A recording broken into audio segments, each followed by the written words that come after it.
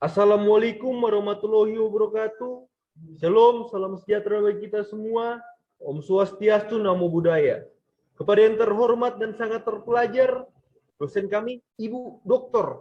Natasha Yunita Yugiastuti SHMH, bahwasanya kelompok penelaran hukum ini akan berbicara tentang analisa penegakan hukum terhadap perjudian berkedok investasi trading ditinjau dari Perundangan Informasi Transaksi Elektronik, yaitu Undang-Undang Nomor 11 Tahun 2008 yang telah diubah dan diperbarui Undang-Undang Nomor 19 Tahun 2016. Adapun kami beranggotakan 2 orang, yaitu saya Satria Paparang dan rekan saya Tubagus Andri Purnama. Bisa dilanjutkan untuk latar belakang? Ya, terima kasih Bapak Satria.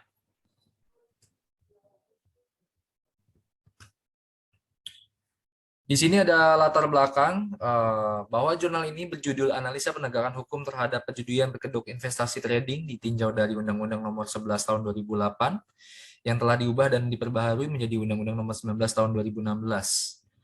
Melihat perkembangan teknologi informasi yang disalahgunakan menyebabkan timbulnya kejahatan dengan menggunakan internet sebagai sarananya.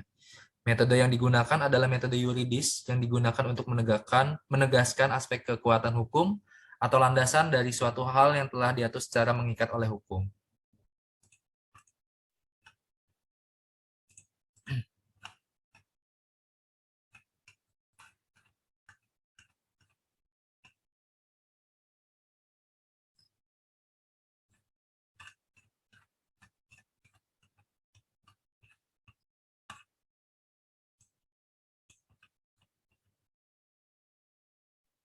Ya, untuk latar belakang sepertinya rekan kami dapat gangguan sinyal.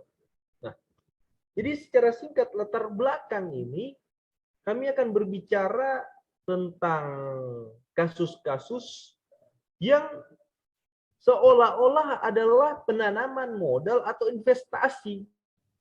Padahal jelas-jelas hal itu hanya kedok semata bahwa sebagai perjudian. Nah, perjudian di sini adapun kasus-kasus seperti yang kita kenal dengan binary option.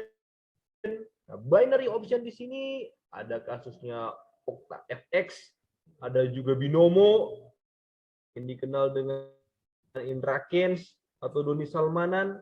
Nah, hal ini banyak terjadi. Maka dari itu kasus seperti ini kasus yang hangat yang perlu kami ambil di dalam Undang-Undang ITE. Nah, kepada rekan kami, Andri, untuk latar belakang, mohon lanjutkan. Ya, terima kasih Pak Satria. Mohon maaf tadi saya ada gangguan sinyal di sini. Oke. Bahwa perkembangan teknologi di dunia digital kini semakin maju sehingga mendapatkan kemudahan untuk masyarakat menerima informasi dengan sangat cepat. Manfaat teknologi digital ini juga dapat memberikan dampak positif dan dampak negatif untuk masyarakat dan memberikan peluang bagi penjahat cybercrime untuk mencari sasaran target dalam dunia digital tersebut. Cybercrime dapat diartikan dengan kegiatan ilegal yang memanfaatkan kemajuan teknologi yang ada sehingga dapat dengan mudah untuk mengelabui masyarakat dengan iming-iming adanya investasi saham. Yang jelas tidak ada persetujuan hukumnya. Bahwa kaidah hukum sebagaimana aturan berisikan kewajiban untuk orang bertindak pada kondisi masyarakat berbuat sesuatu yang larangan untuk berbuat tertentu. Akibatnya ada tuntutan akibat adanya tuntutan keadilan.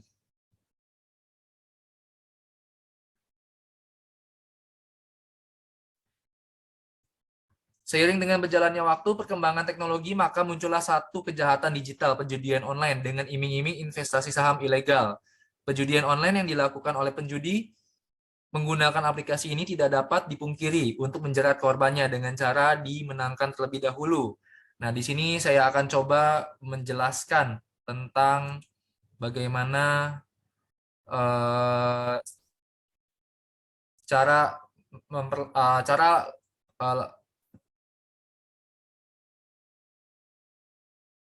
di sini saya akan membahas tentang perjudian elektronik tersebut. Nah, yang pertama di sini kita ada yang dinamakan pendaftaran akun ya. Tahap awal untuk mengikuti perjudian online tersebut, maka calon korban harus mendaftarkan terlebih dahulu akun menggunakan email calon korban tersebut.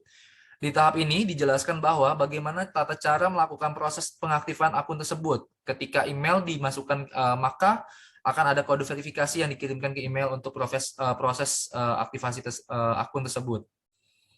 Setelah sukses membuat akun, lalu calon korban harus adanya pengisian saldo. Nah, setelah berhasil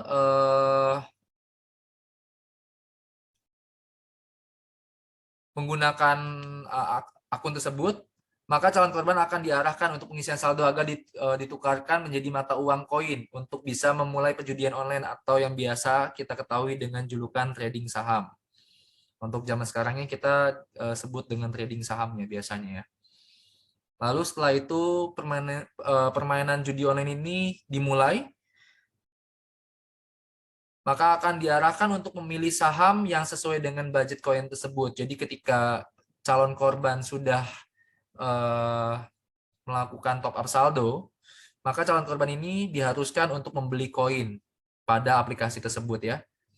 Nah, dari situ bisa dilihat bahwa koin tersebut bisa naik dan turun. Ibarat kata kayak sahamnya itu sedang naik dan turun. Biasanya kalau untuk pemula ini dimenangkan terlebih dahulu, dinaikkan terlebih dahulu agar calon korban mau menaruh uangnya lebih banyak lagi di dalam aplikasi tersebut. Biasanya ketika sudah dinaikkan, calon korban ini merasa senang ya, karena secara perlahan koin calon korban tersebut naik ya. Nah, di sini trik perjudian online dimulai dengan cara phishing agar korban dapat dikelabui oleh tersangkanya. Setelah korban melakukan proses pengisian saldo lebih banyak lagi, biasanya kebanyakan judi online akan menenggelamkan secara perlahan uang korban dengan alasan saham turun, sehingga korban mau nggak mau akan sabar menunggu untuk naik kembali. Jadi ketika dinaikkan akan diturunkan kembali untuk saldonya. Padahal itu dalam artian hilang ya saldonya ya, tapi mereka dalam bahasa awamnya itu tenggelam ya. Nah, di sini kan tadi kan saya ada berbicara kata-kata phishing ya. Nah, itu tuh phishing itu apa sih? Mungkin ada yang bertanya ya.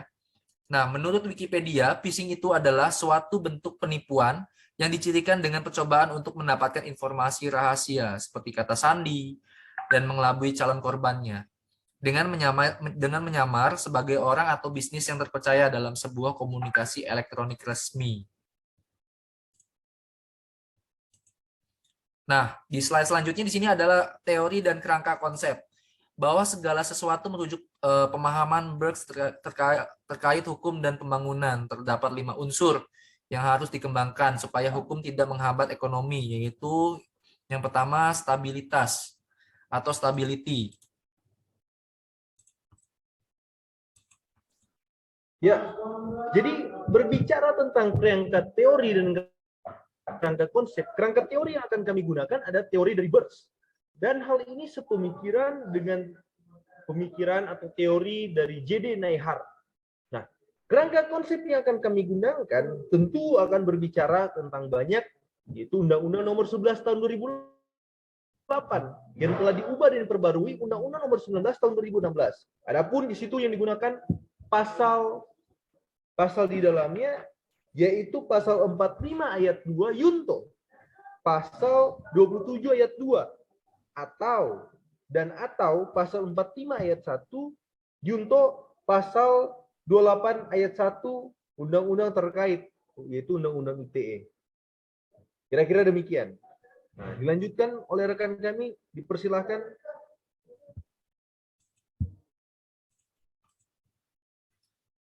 Oke, terima kasih Pak Satria. Ya, implementasi silahkan pada rekan kami untuk melanjutkan. Oke, di sini saya akan coba menerangkan untuk menurut pemikiran Neihardt ya, mengemukakan adanya 6 konsep dalam ilmu hukum yang mempunyai pengaruh bagi pengembangan kehidupan ekonomi. Yang pertama ada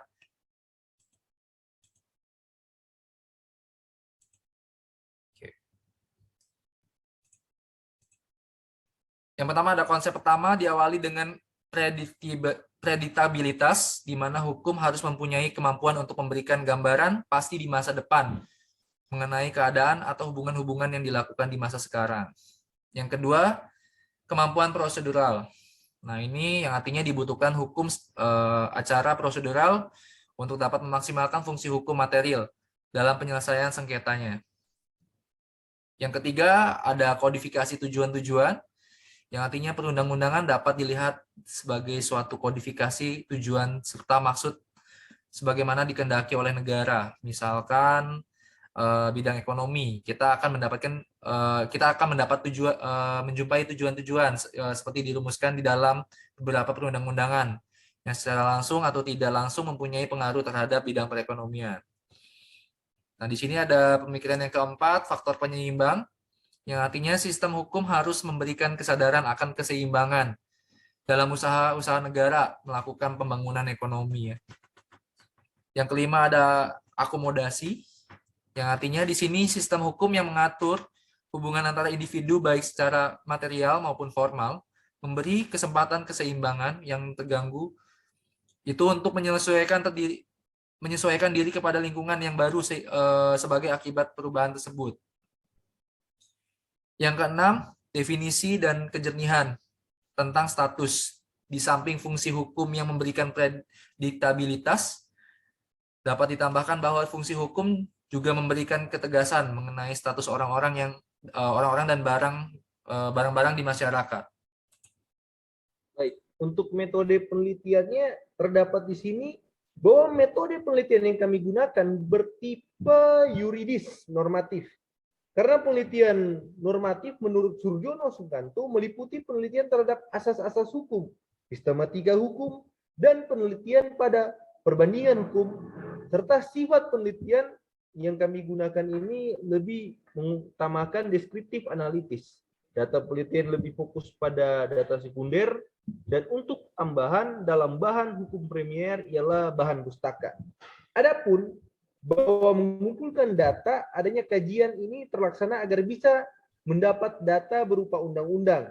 Hasil kajiannya ya dari dokumen-dokumen undang-undang yang digunakan, undang-undang ITE, analisis data terlaksana melalui analisis induktif, dan selanjutnya menganalisisnya mempergunakan metode normatif kualitatif. Selanjutnya analisis pembahasan seperti yang dikatakan oleh rekan kami dalam Jedenai Hart itu, ada juga teori dari Birch. Nah, teori dari Birch ini ada 5 unsur. Yang pertama stabilitas atau stability. Nah, lalu ada prediksi atau predictability. Ada keadilan atau fairness. Ada pendidikan atau education. Dan pengembangan khusus dari sarjana hukum, the special development of abilities of the lawyer. Nah, kami akan jelaskan satu persatu. Yang pertama, stability. Bahwasanya setiap negara secara ideal memiliki satu cita-cita dan tujuan khusus. Jadi, karena biasanya negara memiliki macam tujuan, ini bisa mengakibatkan konflik interest atau kepentingan yang mengakibatkan konflik. Karena terlalu banyak cita-citanya.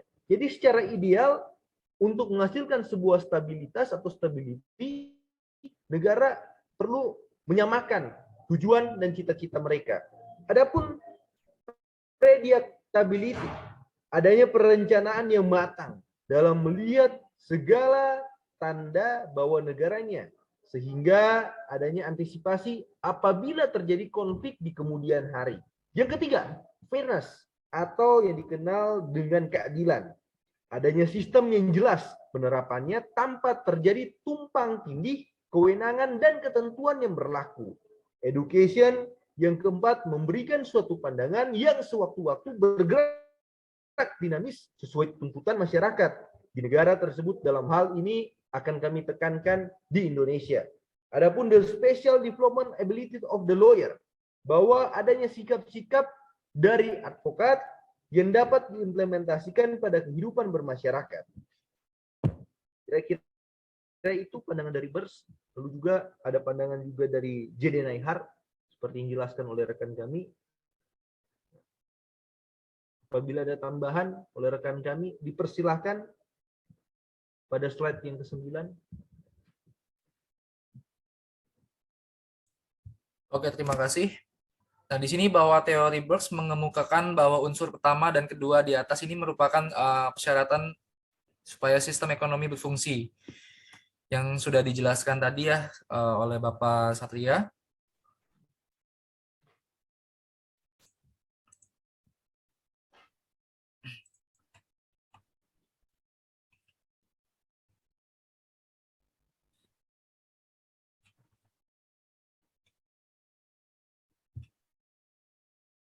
Ya, jadi secara garis singkatnya, J.D. Neyhart ini kami telah lakukan kesimpulan. Pertama, dia memiliki juga prediktabilitas. Kedua, kemampuan prosedural. Ketiga, kodifikasi tujuan-tujuan. Keempat, faktor penyeimbangan. Kelima, akomodasi yang perubahannya cepat. Sehingga pada hakikatnya menyebabkan hilangnya keseimbangan yang lama. Keenam, definisi dan kejernihan tentang status. Jadi teori Burks menggunakan 5 unsur, sedangkan pandangan dari J.D. Neyhart untuk melengkapi dia menggunakan 6 unsur. Untuk slide yang terakhir, mohon rekan kami tampilkan. Ya, pada slide ini kami telah melakukan kesimpulan seperti yang tadi. Nah, adapun ada gium yang cocok di dalamnya kami menggunakan asas lex dura sed tamen scripta. Hukum itu keras, tapi memang demikianlah bunyinya. Demikian penjabaran dari kelompok Satria dan Andri. Mohon arahan bimbingan dari yang terhormat dan sangat terpelajar dosen kami, Ibu Dr. Natasha Yunita Sudiastuti SHMH. Terima kasih banyak Ibu. Sehat selalu Ibu. Terima kasih banyak Ibu. Sehat selalu.